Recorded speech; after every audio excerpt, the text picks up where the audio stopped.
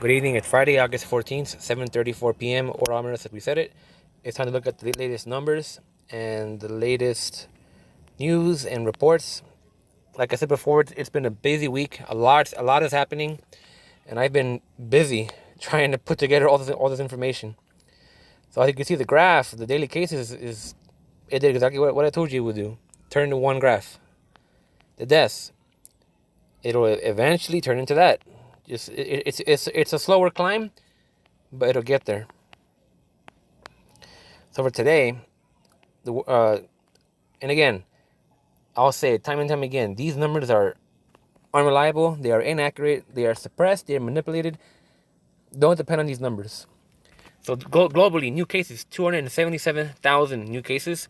India with first place of new cases with 65,000. USA second, 60,000. Brazil third, 49,000. Colombia fourth, 11,000.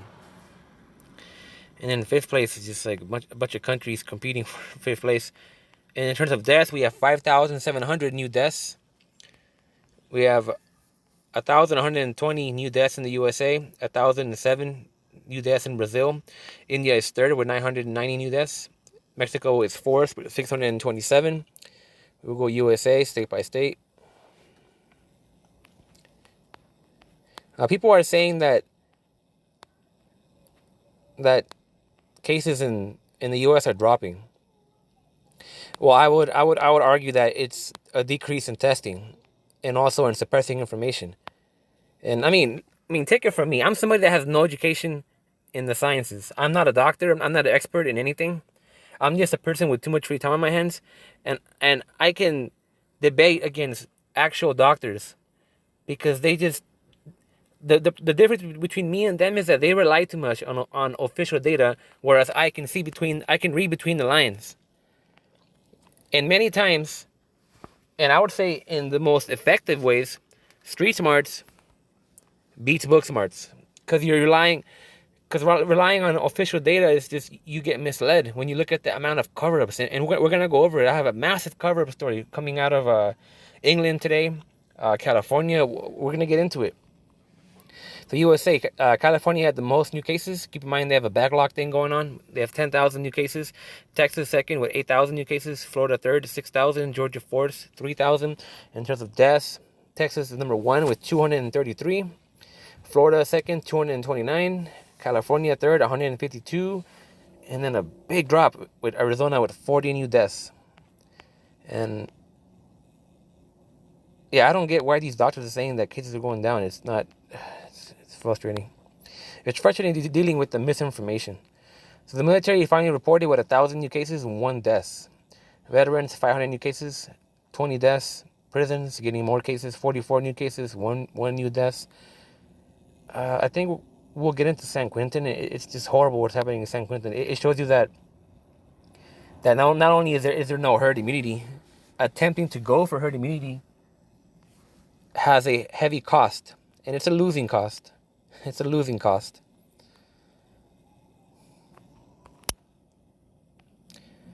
So we're gonna go over the news first. So 814 news. I know I made a mistake along the line, but I'll correct it when I see it. Yeah, I'm not perfect. I make a lot of mistakes. I'll admit that, but I can attempt to correct the mistakes, and that's the important thing. Like they say, if you don't correct your mistake, you've already made your second mistake. 814 News. Disney releases uniform SARS-2 face masks for theme park employees. In the wise words of Peter Pan, all you need is faith, trust, and pixie dust face masks. It's pretty cringy. Tennessee. Williamson superintendent tests positive for SARS-2 as board debates reopening schools. Doesn't that kind of give you a hint? Maryland sets up SARS-2 prevention hotline. People can report situations where prevention guidelines are being ignored and the potential for the spread of SARS-2 is high, the release said. Callers and emailers may remain anonymous. Germany issues fresh warning over travel to Spain. Germany's health and interior ministries have agreed that Spain, excluding the Canary Islands, is now a high-risk area due to a surge in cases. Any attempt to get SARS-2 herd immunity would lead to massive death tolls, Fauci warns. Now, Fauci knows what's going on. He knows what's going on. He is just in the situation where he is controlling the narrative of where things are, but he knows what's going on. U.S. Rudy Gobert. Well, that one's actually it's a repeat. It had an update, but it's a repeat. I'm not gonna. Ohio, Columbus police researching for a woman who claimed she had SARS-2 as she bit victim over minor traffic accident. Now, those of you that follow Kevin, PhD, he talks about the COVID zombie. We got a COVID zombie right here. Get into a minor accident, scratch and bite the guy, and then run off. It's a wild world out there. DeSantis says Florida schools with SARS-2 cases shouldn't be quick to shut down again. So Florida is doing all it can to infect all these people. The French government on Friday declared Paris and Marseille, as well as surrounding areas, as high-risk zones for SARS-2, granting authorities powers to impose measures to combat the pandemic. Thursday, France reported more than 2,500 new cases for the second consecutive day. Not seen since mid-April. Government has empowered local authorities to limit the movement of people and vehicles, public transport and public buildings, and public spaces such as bars and restaurants. Mexican authorities say 52% of all SARS-2 tests are positive. Now keep in mind, Mexico has only done, I think, 1,400,000 tests. They're behind. They are very behind. And if they are this far behind and that many are coming positive, just imagine what the real numbers are. If they actually had adequate testing, which they don't, nobody does, and that's deliberate. Brazil, Doria, a potential challenger to Bolsonaro's 2022 re-election, gets SARS-2. He is the 11th Brazilian governor infected. After 3 months shutdown, Bolsonaro resumes soccer games in Brazil with no more than 300 allowed to attend. We regret every death. We will reach 100,000, but let's move on with our lives and get away from this problem, he said. You can't get away from this problem. The problem is all up on your face. You can't get away from it. Second wave has Europe scrambling. Again, Georgia Tech researcher Dr. Eva Lee predicted way back in April. She warned us. She told us, watch Europe, because they are the first to open up, and they're gonna get hit by a second wave. And she was right. I was emailing her the other day, and she told me, and I already knew, and I told her that you were right, that she predicted what was gonna happen in terms of second waves and all that. Europe is now facing a crippling second wave. And those of you who don't know who Dr. Eva Lee is, she is a Georgia Tech who was involved back in January with the Red Dawn emails. Red Dawn was a nickname given to a group of experts that were emailing the U.S. government, telling him that this is a serious thing. We need to prepare for it. And the government ignored all of them. And Dr. Eva Lee was among those.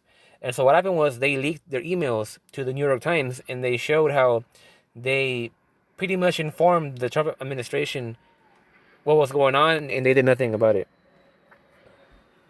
And then Miss Lee ended up getting hunted down by the authorities. She got practically censored, or she got they took away her resources. They left her in her house, just silenced pretty much, because she correctly predicted what was gonna happen, and the government did not want her to get that information out, and so they blocked it. And they threw all these accusations at her. She had to go to court. She ended up getting sentenced by a judge, and it was just a big ordeal. But she's still working on SARS-2, and I've been communicating with her, and she will be sending me some of her results, and so I will discuss them when I get them.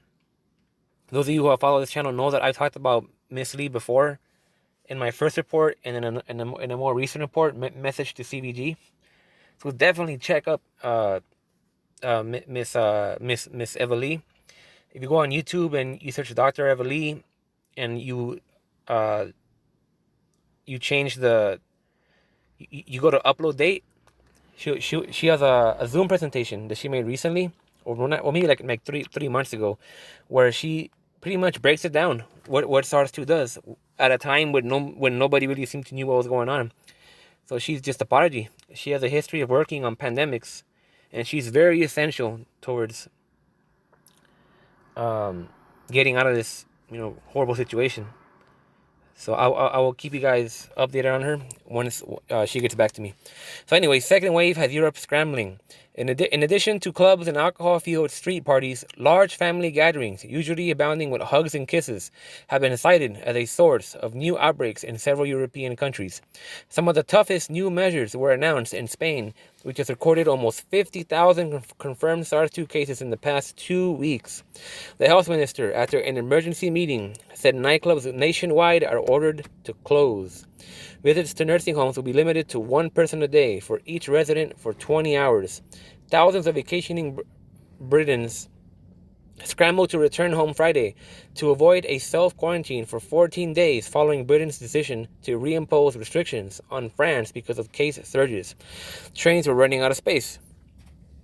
In Italy, seaside towns announced new restrictions, bans and fireworks at beaches.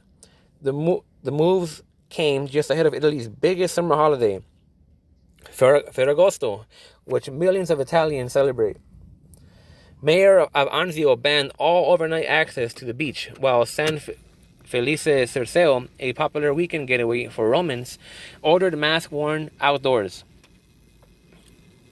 On island of Capri, an order requiring masks outdoors from evening to nearly dawn was expanded to the entire day. Masks also now required in Amalfi, a tourist town. Governor of Calabria, after outbreaks in seaside dance clubs, ordered such night spots closed. So as you can see, Europe is now getting hit by the second wave. It's a matter of time before you start hearing about Sweden and the Netherlands and Denmark and so on and so on. They were not able to contain it. They failed miserably. So this is on the Russian vaccine that's been getting hyped up on the media with a lot of misinformation. There's been a lot of media claiming this is the first approved vaccine for SARS-2, but that seems to be something of an exaggeration from what I can see, and I'm quoting by the way. It's not full approval. It only has a registration certificate for use in limited circumstances in 2020. It can't be used in the general population till 2021. That sounds more like a form of emergency use authorization, which would put it in the same category as CanSino's vaccine. That vaccine gained an emergency use of authorization for the military in China back in June 29. The vaccine's 2 injections are based on a different adenovirus in each, AD25 and AD26. It's developed by Gamaleya Research Institute of Epidemiology and Microbiology. There have been 2 phase 1 and 2 trials, each with 38 people. It's very low. It's not a good thing. Both were in Moscow, one at a military hospital and the other at a medical university. The results haven't been reported. That's the issue. Where are the results, Russia? Where is the proof that it's effective? The phase 3 trial is reportedly to be registered soon. That's not good enough to launch it out. That's not good enough to start forcing your workforce to take the vaccine, Russia. You got to make sure it's safe first. A website for the Sputnik 5 reportedly says it will be for more than 2,000 people and was due to start on August 12th in Russia, the UAE, Saudi Arabia, Brazil, and Mexico. But it's not clear that enough vaccine has been manufactured for much use. This has been yet another case study of the triumph of SARS-2 vaccine bluster in politics over facts. First, it was the political theater PR from Russia that it was the first approved vaccine when it was apparently neither fully approved nor the first emergency use authorization. Then there was poor and uncritical reporting blasted across global media, amplifying the PR claim. The PR lied about it. He glossed it up. He used wishful thinking. He made the vaccine seem better than it was when he had nothing to back up his claims. And they were missing key critical information and misreporting the other parts of the picture, as the media was all over the world. Take the New York Times report as an example. The vaccine is reported as being approved without explaining the limitations in the Russian context, having only had a single phase 1-2 trial with 38 people and being based on a single adenovirus. So when it comes to a virus, nobody wants to make sure it's safe. They're all trying to rush them out. Why? Because they want to look good. They want to make money off of it. They want to calm down the people to save the economy. But the truth is, with a rushed out vaccine, you're going to end up with horrible side effects, possibly cancer in the future. And the fact that the Oxford vaccine made itself clear of any liability from side effects of this vaccine proves that it's no good. There's more to it than meets the eye. We got, I think, 3 or 4 more reports to go and then we're done. I know it's kind of a lengthy video. Like I told you, it's a busy week. There's a lot to go through today. A lot of info. Spent the whole morning putting all this together. We went over that one, the food shortages. So a CDC report, number 82. AstraZeneca vaccine starts phase 3 trials in California. Phase 3 trials for the AstraZeneca vaccine will begin in the Bay Area this month. San Francisco's Department of Public Health is encouraging people to volunteer for the AstraZeneca trial. First SARS-2 vaccine volunteers in U.S. describe experience as Bay Area launches vaccine trials. On March 16th, Seattle resident Jennifer Haler was the first person in the U.S. to get injected with the experimental vaccine. Sorry, there's people around me. Besides minor shoulder pain at the injection site, Haler says she never had any side effects. I feel fantastic. No side effects for me, she said, Haler. So I'm pretty sure she's lying. As the first person to take a vaccine for SARS-2, they need to lie as much as they can to have the perception that it's a good vaccine. So they're not gonna. And I watched this Jennifer Haler talk about it, and she looked nervous. Like you know that what she's saying wasn't natural. I mean, people thought she was dead for the longest time because there was just no media coverage on it. But Oxford already got caught, as I said earlier, hiding the true extent of the side effects. So it's not going to end well. Moderna is no longer testing the 250 microgram dose. Phase 3 trials will use the middle 100 microgram dose. Since the vaccine produced a rapid and strong immune response in all 45 people tested during Phase 1, regardless of the dose they received, Phase 3 volunteers will be monitored for 2 years. The vaccine is expected to come out early 2021. So we're expected to get it early 2021, assuming that it's kind of safe, because they really should do a 4th phase to look at the long-term effects, but it's impossible to do that because it's a novel virus and they're rushing for vaccines. It's not going to happen. The phase 3 trial will test for safety but also the efficacy of the AstraZeneca vaccine, which uses a weakened form of a cold virus only found in chimpanzees to attack coronavirus.